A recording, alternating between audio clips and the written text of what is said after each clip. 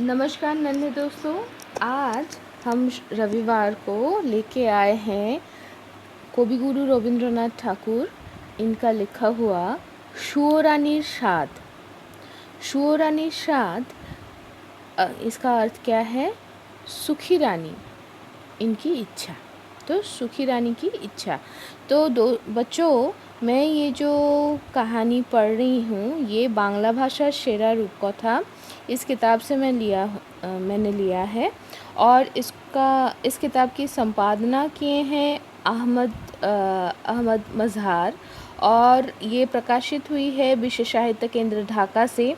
इसका जो प्रच्छद है वो ध्रुव एश ने बनाए हैं, और जो बाकी सारे जो तस्वीरें हैं वो ड्रॉ किए हैं सैयद इनायत हुसैन। तो बच्चों, चलो हम पहुंच जाते हैं आज की कहानी में। आज की कहानी है सुओरानीर साद, लेखक कविगुरु रवींद्रनाथ ठाकुर। तो बच्चों, ये जो सुओरानीर साद बोले तो क्या इसका अर्थ है? इसका अर्थ है सुखी रानी की इच्छा या चाह। तो चलो बच्चों शुरू करते हैं। सुखी रानी शायद अब मर जाएंगी। उनकी शायद आखिरी समय आ चुकी है। उनकी जो प्राण है वो अभी सिर्फ और सिर्फ बार बार लग रहा है कि कोई उसको दबोच के रखा है। उनको कुछ भी अच्छा नहीं लग रहा है। वैद्य जी आकर शहद के साथ एक गोली अच्छे से पीस के कहे इसको खा लो। सुखी रानी क्या की? उन्होंने उसको धकेल के फेंक दी। राजा के पास खबर गया। राजा जल्दी अपना राजसभा छोड़ के आ गए और बगल में बैठ के पूछे, तुम्हें हुआ क्या है? क्या चाहिए तुम्हें? तो सुखी रानी अचानक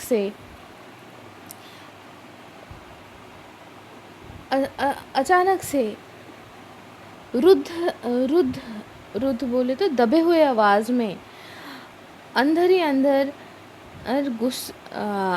अंदर दुखी होते हुए कहने लगी, तुम सारे लोग चले जाओ।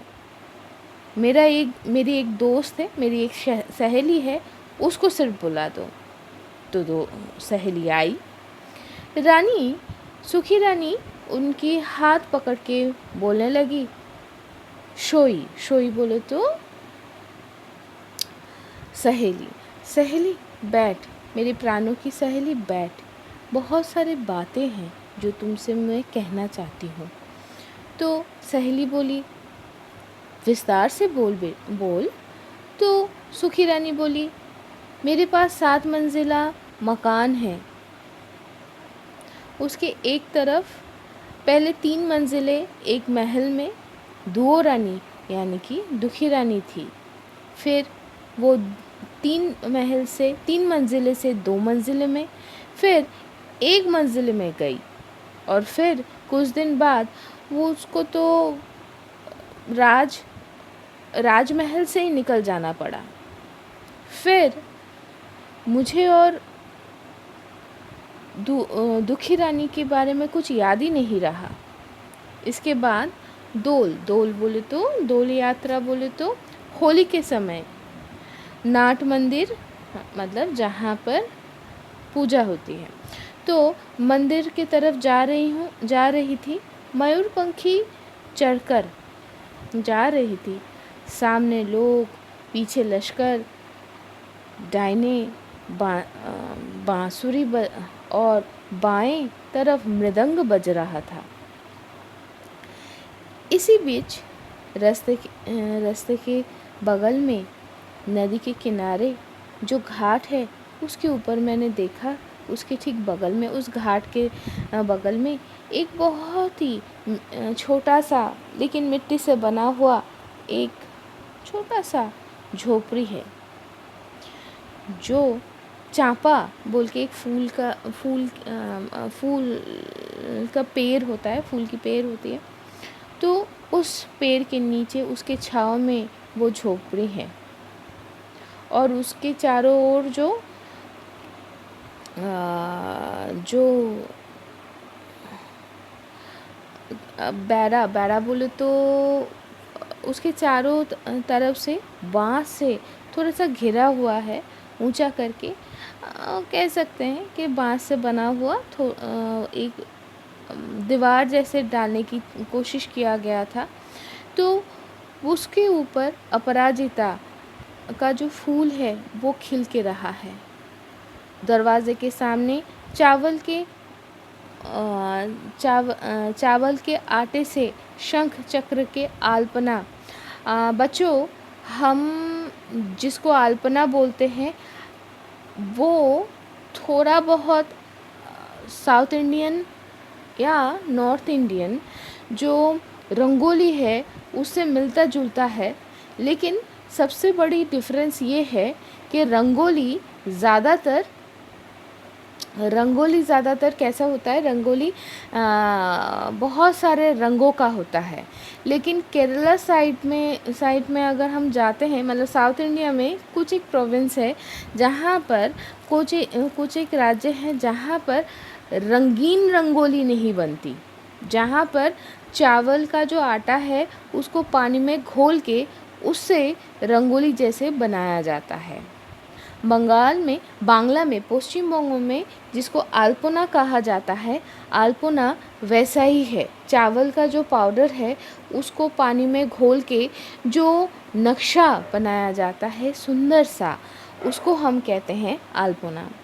तो उस झोपड़ी के सामने जो दरवाज़ा है उसके सामने सुंदर से शंख और चक्र जैसे बना मोटिव का अल्पना था।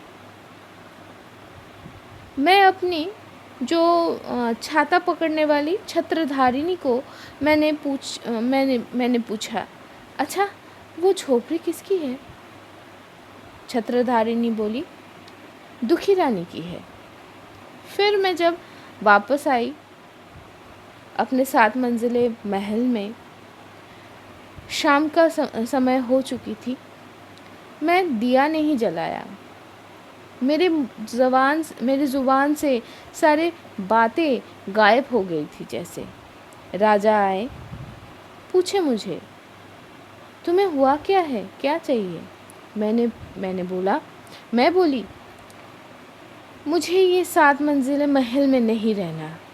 तो राजा बोले, ठीक है, तुम्हारे लिए मैं एक नया मकान बना देता हूँ, एक नया महल बना देता हूँ जिसका दीवार गजदंत से बना हुआ होगा और शंख के चूड़े से उसका जो फर्श बना होगा ताकि दूध जैसे सफ़ेद वो फर्श दिखे, और मोतियों का जो क्या कहते हैं उसको, मोती जिसमें होता है, हम लोग बांग्ला में कहते हैं झिनुक, मतलब जो शी शेल होता है जिसमें मोती होती है तो उसको हम कहते हैं झिनुक। तो मोती के जो झिनुक है उससे सुंदर से कमल के फूलों की माला जैसे मोटिव बना देंगे। मैं कही, मेरी इच्छा है, बहुत इच्छा हो रही है कि मैं एक झोपड़ी बना के तुम्हारे जो बगीचा है उसके, वो जो बाहर की तरफ जो बगीचा है उसके एक कोने में मैं रहूं। तो राजा बोले, अच्छा ठीक है, इसमें चिंता की क्या बात है। उन्होंने तुरंत झोपड़ी बना दी। वो झोपड़ी कैसे लग रही थी पता है? जैसे लग रहा था कि कहीं से चुन के लाके फूल वन से, जंगल से लाके, जंगल के जो जंगली फूल होती है जो जंगल में बहुत सुंदर दिखती है, वैसे वाला फूल कहीं से उठा के तोड़ के लाके रख दिया गया है। जैसे ही बनी वैसे ही मुरझा गई। वहाँ पर रहने गई मैं, सिर्फ मुझे लज्जा लगा और कुछ नहीं आया। इसके बाद होली हो गया। इसके बाद राधा गोविंद का एक स्नान यात्रा भी होता है। तो नदी में नहाने के लिए जा रही थी, साथ में 107 साथियाँ थीं, संगिनी भी थीं। पानी के अंदर पालकी को वो लोग उतार दिए, मैं नहा ली। जब रास्ते से वापस आ रही हूँ, वापस आने के रास्ते में पालकी के दरवाज़े से थोड़ा सा मैं पर्दा हटा के मैं क्या देख रही हूँ, मैं देखी कोई एक घर की सधवा औरत, मतलब बहू जा रही है। उसको देख के लगा कि जैसे पूजा के थाल में देवता के लिए जो सुंदर से पूजा की फूल रखी जाती है, जो मालाएं रखी जाती है, वो जो पूरा जो थाल है निर्माल्य का फूल जैसे लगी। इतनी पवित्र, इतनी साफ, इतनी स्वस्थ और इतनी सतेज। उसके हाथ में शाखा, और वो पहनी हुई थी लाल पाड़ वाली साड़ी, सफ़ेद साड़ी। नहाने के बाद अपने गागरी को जल से भर के वो लेके आ रही थी। सुबह की रोशनी उसके भीगे हुए बालों में और उसके भीगे हुए गागरी के ऊपर ऐसे झगमगा रहा था कि लग रहा था कि मानो कोई एक स्वर्ग की देवी तपस्या में लीन होके अपना काम करते हुए उस पथ से जा रही है। मैंने छत्रधारिणी से पूछी, ये कौन है? कौन से मंदिर में ये तपस्या करती है? छत्रधारिणी हंस के बोली, आप पहचान नहीं पाए? वो तो दुखी रानी है। फिर घर वापस आ गई, अकेले बैठी थी। फिर से मेरे मुंह से सारी बातें, सारे शब्द कहाँ खो गए थे। राजा आए, बोले, तुम्हें हुआ क्या है, क्या चाहिए? मैं बोली, मेरा बहुत इच्छा हुई है, रोज़ सुबह नदी में मैं मिट्टी के गागरी में जल लेके आऊँगी, और ये जो रास्ता है ना, जिसके दोनों तरफ बकुल है। बकुल एक फूल का नाम है जो बहुत ही सुंदर मीठी सुगंध देती है।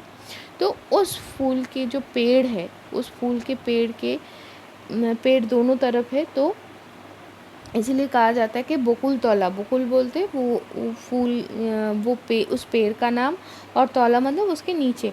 तो उस बकुल तौला के रास्ते से चल के मैं आऊँ। राजा बोले, अच्छा ठीक है, इसमें और क्या बड़ी बात है। जहाँ तक बोले राजा जी रास्ते के दोनों तरफ पहरे बैठा दिए। सारे आम लोग हट गए। सफ़ेद शाखा मैंने पहना, लाल पाड़ साड़ी मैंने पहनी। फिर नदी में स्नान करके गागरी करके जल लेके आने लगी मैं उसी रास्ते से। दुखी रानी के सामने आके मन के दुख के कारण मैंने अपना गागरी फेंक के तोड़ दी। जो सोचा था वो हुआ नहीं, सिर्फ और सिर्फ लज्जा लगा, शर्मसार हो गई मैं। इसके बाद उस दिन रास यात्रा थी। मधुबन में पूर्णिमा के रात पे सारे छावनी लगा, तांबू जिसको कहते हैं। पूरे रात भर नाच गाना सब कुछ हुआ। दूसरे दिन सुबह हाथी के ऊपर हौदा चढ़ा। पर्दे की आड़ पे मैं बैठकर जब घर पे मेरे ये 7 मंजिला महल में मैं वापस आ रही थी, तभी मैं देखी कि वन के पथ से कोई एक युवा आ रहा था, जिसके सर के जो जटा है, जो चूड़ा है, उसमें फूलों से बनी हुई माला थी। हाथ में उसके एक डाली थी जिसमें शालूक का फूल, कमल के फूल जैसा ही होता है, लेकिन वो थोड़ी सी अलग होती है, शालूक फूल। और उसमें वन से जो भी फल मिला था वो, और खेतों से साग भर के उस डाली करके वो लड़का लेके आ रहा था। छत्रधारिणी को मैं पूछी, ये कौन से भाग्यवती का लड़का है जो रास्ते को पूरा रोशनी से भर के लेके आ रहा है। छत्रधारिणी बोली, आप नहीं जानते, वो तो दुखी रानी की लड़का है, वो तो दुखी रानी का लड़का है।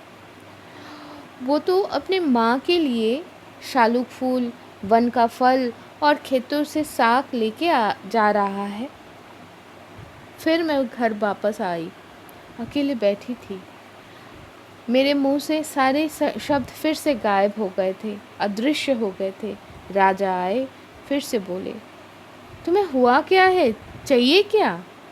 मैं बोली, मुझे बहुत इच्छा हुई है, हर रोज़ मैं शालूक फूल, वन से लाया हुआ फल और खेतों के साग खाऊं, और जो मेरे अपने लड़का अपने हाथों से मेरे लिए डाली भर के लाए।